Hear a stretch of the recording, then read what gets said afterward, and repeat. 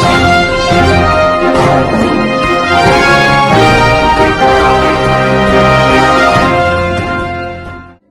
દર્શક મિત્રો, આપ જોઈ રહ્યા છો મુંબઈ તરંગ ન્યૂઝ. હું છું એન્કર અર્પિતા પટેલ. હવે જોઈએ અગત્યના સમાચાર.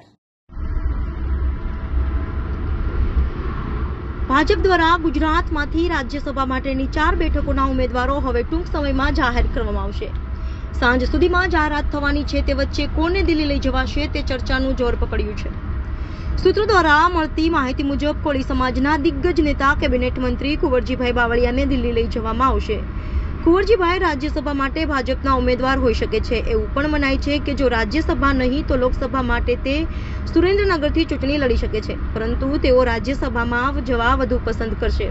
તો દિલ્હી જવા પર જસદણમાં પેટા ચૂંટણી આવી શકે છે અને 2012ની જેમ ફરી એક વખત ડોક્ટર ભરત બોગરાને તક મળી શકે છે, જેઓ સૌરાષ્ટ્ર સંગઠનને હાલ તેઓ સુદ્રઢ રીતે ચલાવી રહ્યા છે અને દિલ્હી કરતા ગાંધીનગરના પોલિટિક્સમાં વધારે એક્ટિવ રહેવા માંગતા હોય તેવું મનાય છે.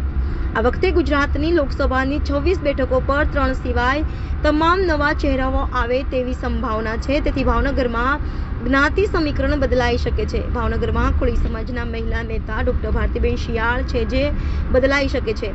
તેથી હવે કોળી સમાજને પ્રતિનિધિત્વ મળી તે માટે કુંવરજીભાઈ બાવળિયાને દિલ્હી લઈ જઈ શકે છે. ભાજપ કિસાન મોરચાના મહામંત્રી, રાજ્ય કિસાન મોરચાના પૂર્વ પ્રમુખ બાબુભાઈ જેબલિયા રાજ્યસભામાં લઈ જવાય તે અંગે માહિતી મળી રહી છે. રાજ્યસભાની 56 બેઠકો પર આવતીકાલે નામાંકન માટે છેલ્લો દિવસ છે, ત્યારે ગુજરાતની 4 બેઠકો માટે કોને ઉમેદવાર બનાવાશે તેના પર સૌની નજર છે.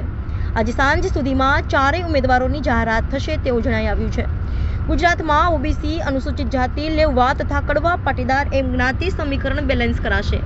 હાલ મનસુખભાઈ માંડવિયા અને પુરુષોત્તમ રૂપાલા સાંસદ હતા, જેમની ટર્મ પૂરી થાય છે. ઓબીસીમાંથી વાત કરીએ તો કુંવરજી બાવળિયા, મયંક નાયકના નામ મોખરે ચર્ચાય છે. કુંવરજી બાવળિયા 2009માં લોકસભાના સાંસદ હતા. હવે ભાજપ રાજ્યસભામાં લઈ જવા તૈયાર કરી હોય તેવું સૂત્રનો દાવો છે. રિપોર્ટર રોનક ચરણદાસ, મુંબઈ તરંગ ન્યૂઝ, રાજકોટ.